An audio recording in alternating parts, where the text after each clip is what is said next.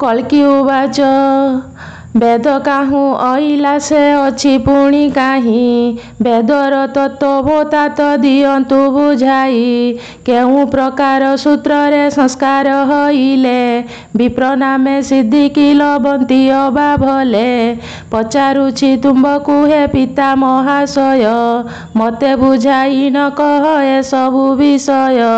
पिता उवाच कल्कि देवंकर पिता कहंती तत्क्षणी वेद बोलिन प्रकाश श्रीहरिंक वाणी सावित्री बोली विख्यात वेदर जननी आहुरी कहूची शुण रे कुमर मणि तीनी गुणर सूत्र को ग्रंथ देई भले संज्ञा सूत्र हुए ताकू तीनी गुण कले एमंते से नवगुण यज्ञ सूत्र जान द्विज बोलांती कांधरे कलेटी धारण 10 यज्ञ रे आबर हइले संस्कार ब्रह्मवादी विप्र बोली गणंती जे नर जन्म अवधिरु व्रत विधान पर्यन्ते शूद्र रे गणना होई थांती विप्र सुते 10 संस्कार उतारे द्विज जे बोलांती वेद पढ़ी सारिलेटी विप्रे गणती ब्रह्म जानिले संसारे बोलंती ब्राह्मण त्रिभुवनर कल्याण अर्थे सेहु पुण वेदर रक्षा विधान करंती कुशले एणुटी श्रेष्ठ ब्राह्मण हुंती महितले यज्ञ अध्ययन दान तप आचरणे सदाय संयम समदम आदि गुणे वेद मंत्रर विधाने भक्ति सहकारे विष्णुक प्रीति साधन करंती संसारे एही कारणरु बंधु बांधव सहित विप्रमानक संगरे होइन मिलित शुभ दिने तर उपनयन संस्कार संपादने वांछा करी अछि रे कुमर। पुत्र उवाच पुत्र रूपी कल्कि प्रभु पुणी पचारंती हेता तो 10 संस्कार काहाकू बोलंती ब्राह्मण माने बा केउ विधाने कि भावे श्रीहरिंक उपासना करंती सरवे एकथा मते बुझाई कह पितृदेव जेपरि महर मनु संशय तुटिब।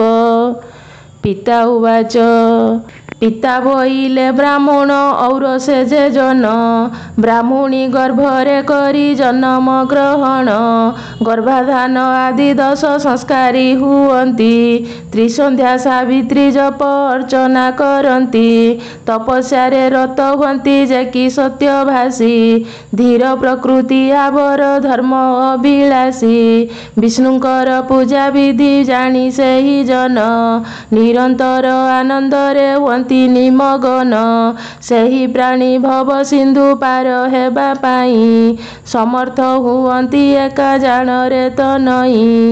पुत्र उवाच सत्पथरे रहिथिबा जे कि विप्र माने ततपर जेहु विष्णु प्रीति सुसाधने तीनी भुवनर जेहु काम दुग्धा जने जेवण विप्रे समर्थ विश्व परित्राणे सेही श्रीहरिंक भक्ते रहिछंती काहीं हे पिता ए कथा मते कह समझाई।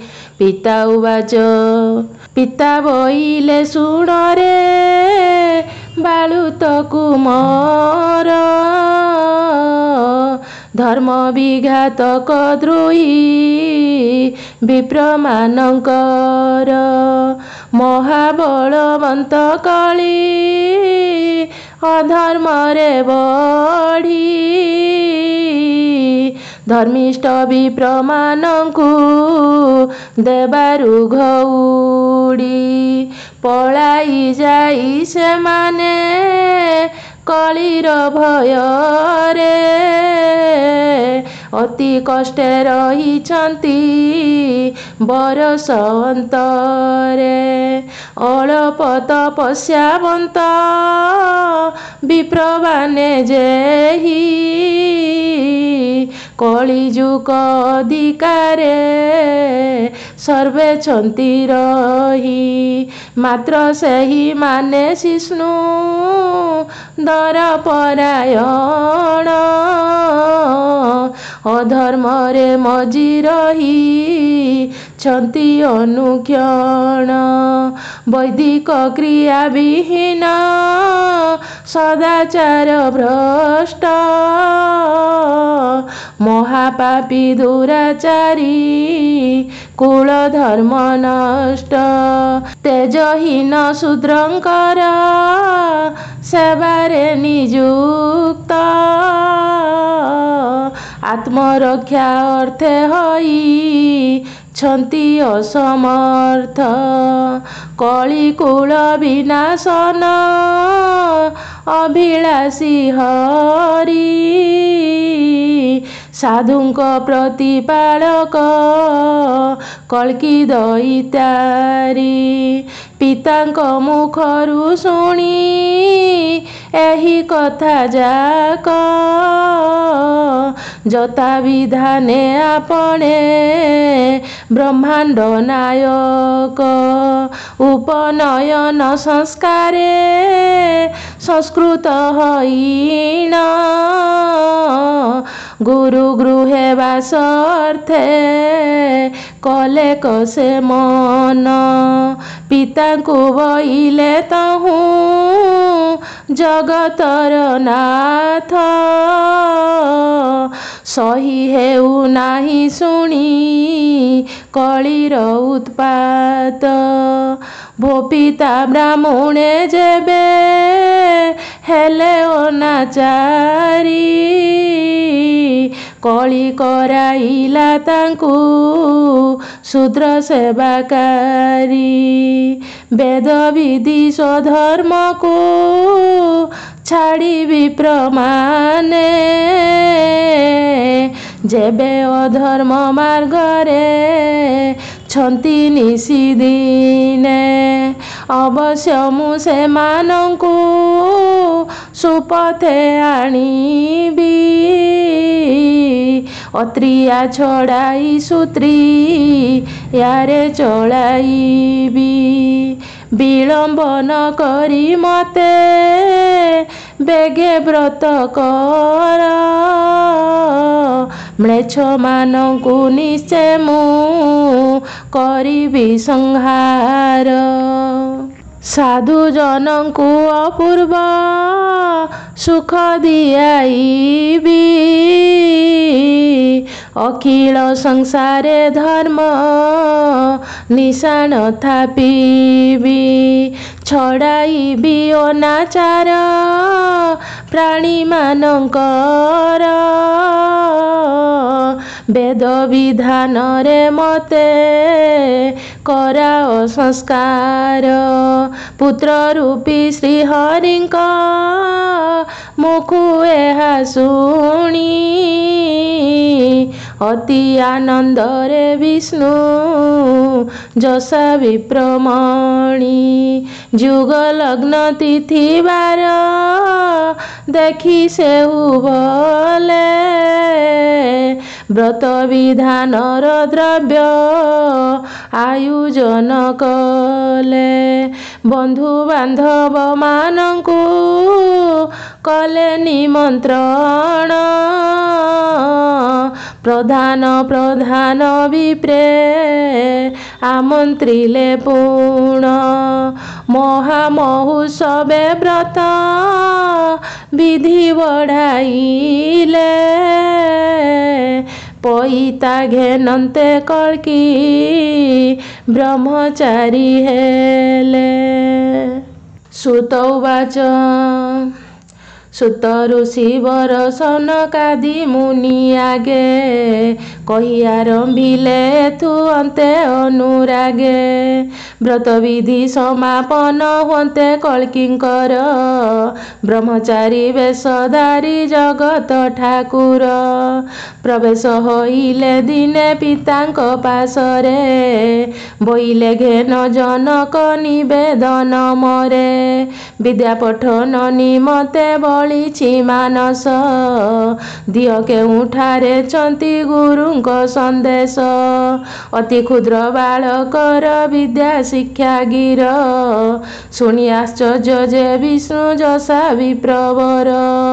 ତଥାପି ପୁତ୍ର ଆଗ୍ରହ ଦେଖି ନ ଜନକ। କିଛି କ୍ଷଣ ଭାବିଲେ ସେ ହୋଇ ମୌନ ମୁଖ। ତାପରେ ବୋଇଲେ ପୁତ୍ର ଶୁଣ ବାଣୀ ମୋର। ସକଳ ବିଦ୍ୟାରେ ଛନ୍ତି ଜଣେ ଧୁରନ୍ଧର। ତାଙ୍କ ନାମ ପରଶୁରାମ ଯମଦଗ୍ନି ସୁତ। ମହେନ୍ଦ୍ର ପର୍ବତେ ସେହୁ ଅଛନ୍ତି ଗୁପତ। ଯତିବେଶେ ସେହିଠାରେ ଛନ୍ତି ଗୋପନରେ। ତାଙ୍କ ସମ ବିଦ୍ୟାର୍ଥୀ ଯେ ନାହିଁ ତିନି ପୁରେ। ମୁହିଁ ଶ୍ରୀ ଗୁରୁଙ୍କ ଠାରୁ ସଂକେତ ତାଙ୍କର। ପାଇଥିଲି ବ୍ୟକ୍ତ କଲି ତହର ଆଗର। ପିତାଙ୍କ ଠାରୁ ଏ ବାଣୀ ଶୁଣି କଳ୍କି ହରି। ବୋଇଲେ ଯିବଇ ଆଜି ପାଶକୁ ତାଙ୍କରି। ହେଉ ପଛେ ଯେତେ ପଥ ଶୁଣ ହେ ପିଅର।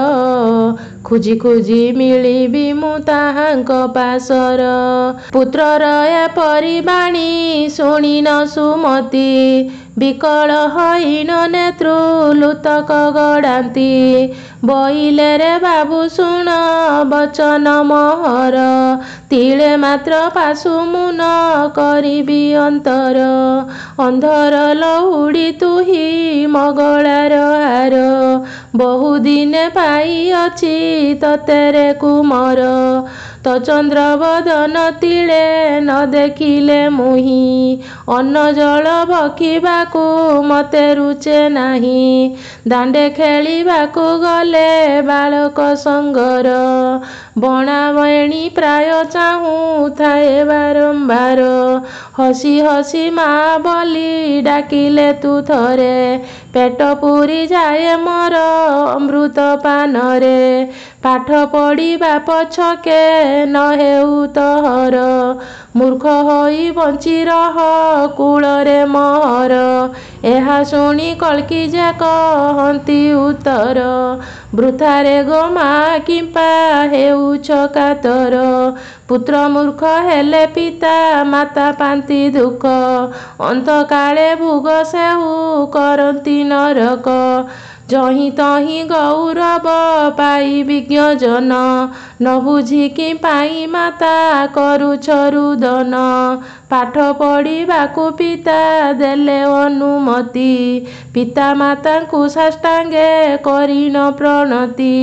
ଗୁରୁ ଗୃହକୁ ଗମନ୍ତେ ବ୍ରହ୍ମଚାରୀ ବେଶେ। ଯମଦଗ୍ନିଙ୍କର ସୁତ ବ୍ରହ୍ମାର ଆଦେଶେ। ଅଙ୍ଗେ ଭସ୍ମ ବିଲୁପନ ଶିରେ ଜଟା ଭାର। କଟି ତଟେ କୌପୀନ ବ୍ୟାଘ୍ର ଚର୍ମାମ୍ବର। କଟିରେ କଟି ମେଖଳା କନ୍ଧରେ ପଇତା। ବାମ କନ୍ଧରେ ପରଶୁ ଭାଲ ଦିଶେ ଚିତା। ଆଜାନୁ ଲମ୍ବିତ ବାହୁ ଓସାରିଆ ଛାତି। ଅତି ଉଚ୍ଚ ତାଳ ତରୁ ପ୍ରାୟ ଦୀର୍ଘ ଅତି। ବ୍ରହ୍ମ ତେଜେ ତପୁ ବଳେ ରୁଦ୍ର ତୁଲ୍ୟ ଦିଶି। ଭେଟିଲେ ପରଶୁରାମ ଏ ରୂପରେ ଆସି। ଆଲୋକିତ ବ୍ରହ୍ମ ତେଜ ଦେଖି ତାହାଙ୍କର। କଳ୍କି ରୂପୀ ହରି ତାଙ୍କୁ କରି ନମସ୍କାର। କର ଯୋଡ଼ି ଉଭା ହୋଇ ବୋଇଲେ ଆପଣ। କପଟରେ ହୋଇଛନ୍ତି ଏ ରୂପେ ବ୍ରାହ୍ମଣ। ଜଣାଯାଏ ତୁମ୍ଭେ ବ୍ରହ୍ମା ବିଷ୍ଣୁ କି ବାହର। ଆଲୋକିତ ତେଜ ରୂପ ଦେଖଇ ତୁମ୍ଭର। ଯମଦଗ୍ନି ଉବାଚ ମହର ଜନମ ଜାଣ। ଭୃଗୁ ମୁନି ବଂଶେ। ପୃଥିବୀ ନିକ୍ଷତ୍ର କଲି ମୁହିଁ ଏହି ବେଶେ। ପିତୃତରପଣ କଲି କ୍ଷତ୍ରିଙ୍କ ରୁଧିରେ। ଯମଦଗ୍ନି ବୀର୍ଯ୍ୟ ଜାତ ରେଣୁକା ଉଦରେ। ମୋ ନାମ ପରଶୁରାମ ପିତାର ବଚନେ। ମାତା ମୁଣ୍ଡ କାଟିଦେଲି ତାହାଙ୍କ ଚରଣେ। ସନ୍ତୋଷେ ଅମର ବର ଦେଇ ପିତା ମତେ, ବୋଇଲେ ତୁ ବର ମାଗ ତୋର ଇଚ୍ଛା ମତେ। ମୁଁ ବୋଇଲି ଯେବେ तात ହଇଲ ପ୍ରସନ୍ନ, ମାତାଙ୍କର ଅପରାଧ ମନରେ ନ ଘେନ।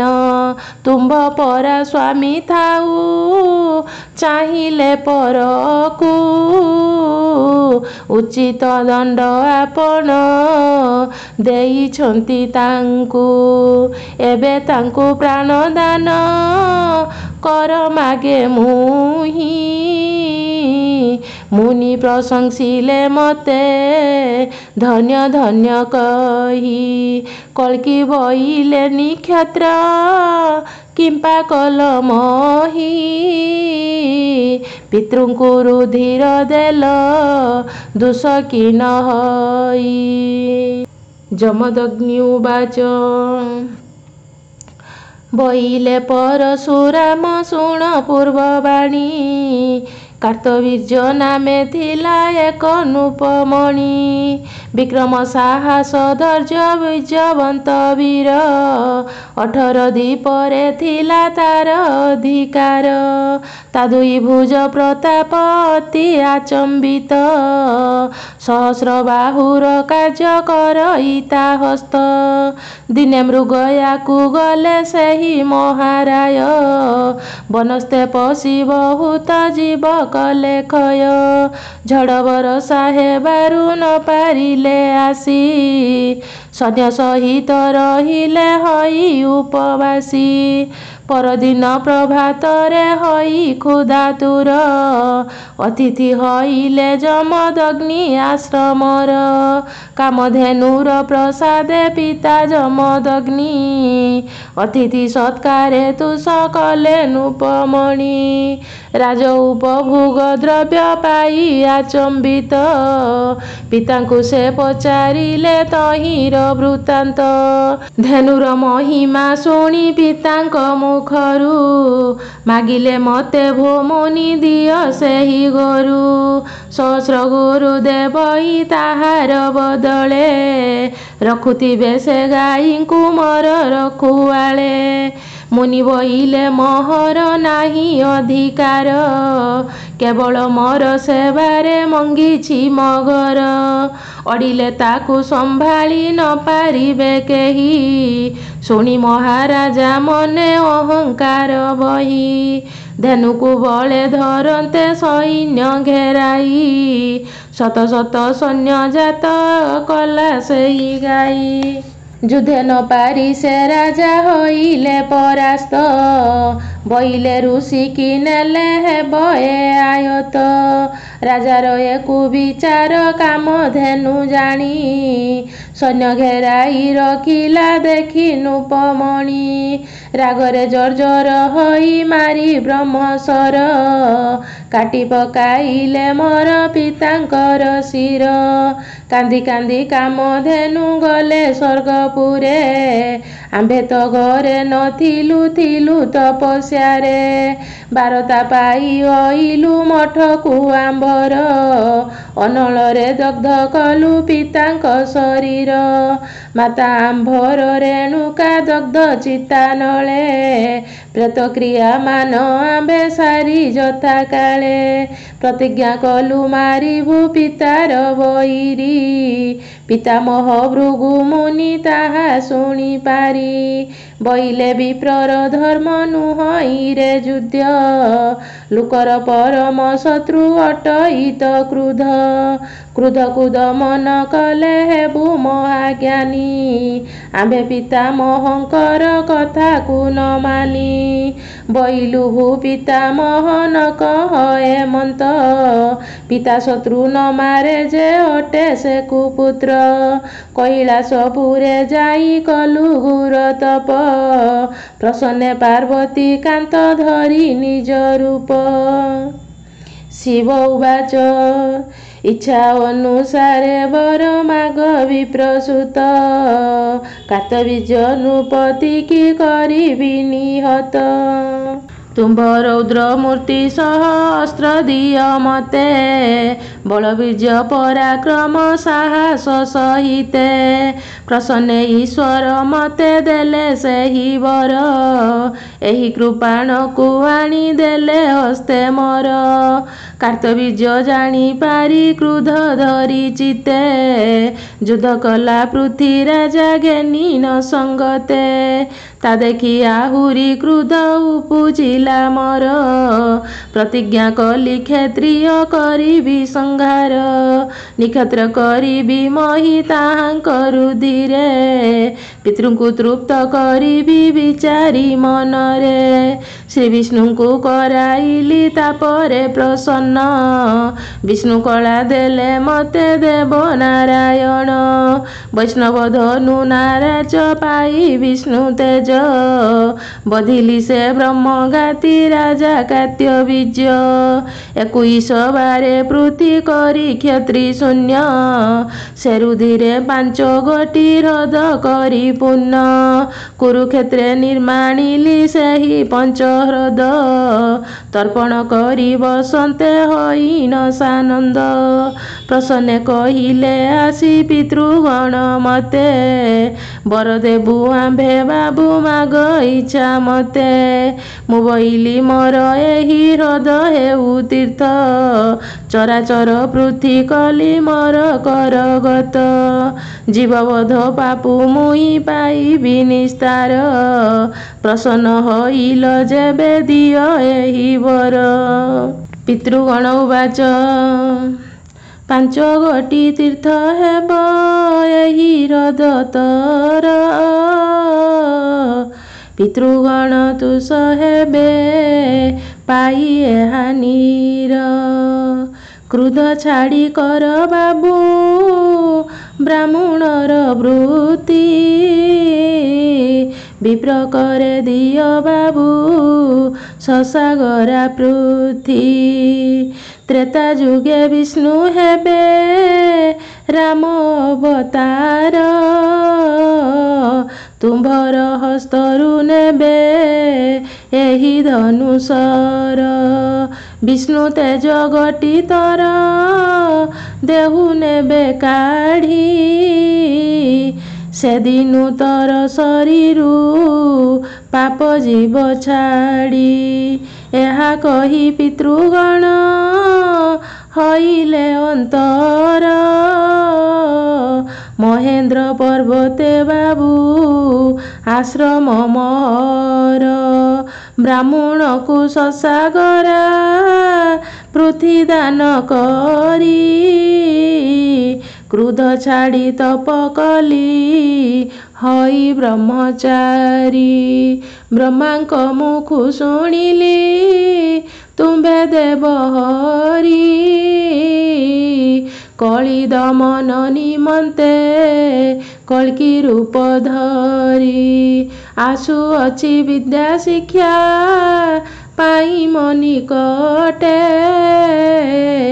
ଜାଣିପାରି ଆମ୍ଭେ ଭେଟ ହେଲୁ ଆସି ବାଟେ ଶୁଣି କଳ୍କି ଦଣ୍ଡବତ କଲେ ତାଙ୍କ ପାଦେ କର ଦୁଇ ଯୋଡ଼ି ରଖି ଆପଣାର ହୃଦେ ବୋଇଲେ ଭୋ ପ୍ରଭୁ ମୁହିଁ ତୁମ୍ଭର ଶରଣ ସକଳ ବିଦ୍ୟାରେ ମତେ କରନ୍ତୁ ନିପୁଣ ଆଶ୍ରମକୁ ଘେନି ଗଲେ ତାଙ୍କୁ ପରଶୁରାମ ପଢ଼ାଇଲେ ବେଦଶାସ୍ତ୍ର ଆଗମ ନିଗମ ଧନୁର୍ବିଦ୍ୟା ଶସ୍ତ୍ର ଅସ୍ତ୍ର ଜାଣିଲେ ସକଳ 4 ମାସେ ଶେଷ କଲେ ସବୁ ଆଦି ମୂଳ କରକୁ ଆଞ୍ଜୁଳି କରି ବୋଇଲେ କଦିନେ ଦକ୍ଷିଣା କି ଦେବି ଆଜ୍ଞା ହେଉ ମୁନିଜନେ। ପରଶୁରାମ ଉବାଚ ଏମନ୍ତ ଶୁଣି ବଇଲେ ରେଣୁକା ନନ୍ଦନ, କଳ୍କି ଅବତାରି ତୁମେ ବ୍ରହ୍ମ ସନାତନ। ମହିଭାରା ନିବାରଣ ଅର୍ଥେ ତର ଜନ୍ମ, ବୈକୁଣ୍ଠବାସୀ ତୁମ୍ଭେ ଅଟ ଆଦି ବ୍ରହ୍ମ। ସକଳ ବିଦ୍ୟା ତୁମ୍ଭକୁ ହେଉ ପରାପତ, କଳ୍କି ଦମନ କଲେ ହେବି ମୁଁ ତ୍ରୁପତ। ଶିବ ଦୁର୍ଗାଙ୍କୁ ପ୍ରସନ୍ନ କରାଇଲେ ତୁମ୍ଭେ, ବେଦରୂପୀ ଶୁକ ପକ୍ଷୀ ଅସ୍ତ୍ର ସମର୍ପିବେ। ବୈକୁଣ୍ଠ ତେଜୀ ତୁମ୍ଭେ ପ୍ରିୟା ପଦ୍ମାବତୀ, ତୁମ୍ଭକୁ ଅପେକ୍ଷା କରି ସିଂହଳେ ଅଛନ୍ତି। ତାଙ୍କୁ ବିଭା କରି ଆହେ ବୈକୁଣ୍ଠନାଥ, ଦିଗ ବିଜେ ଛଳେ କର ଦୁଷ୍ଟଙ୍କୁ ନିପାତ। ବୌଦ୍ଧ ଜୈନ ଆଦି କରି ଯବନ ସଂହାର, ମରୁଦେବା ପିରାଜାର ଅଭିଷେକ କର। ଏମନ୍ତ ଗୁରୁଙ୍କ ଠାରୁ ପାଇ ଉପଦେଶ, ସ୍ମୃତିରେ ଗୁରୁଙ୍କୁ କରି ପରମ ସନ୍ତୋଷ। ମେଲାଣି ଘେନିଣ ପ୍ରଭୁ ସେଠାରୁ ଅଇଲେ, ବିଲ୍ୱେଦକେଶ୍ୱର କ୍ଷେତ୍ରେ ଆସିନ ମିଳିଲେ। ବେଦ ମତେ ପୂଜା କରି ଆରମ୍ଭିଲେ ସ୍ତୁତି, ଦୀନ ନାରାୟଣ ନିତ୍ୟ ଭଜେ ଉମାପତି।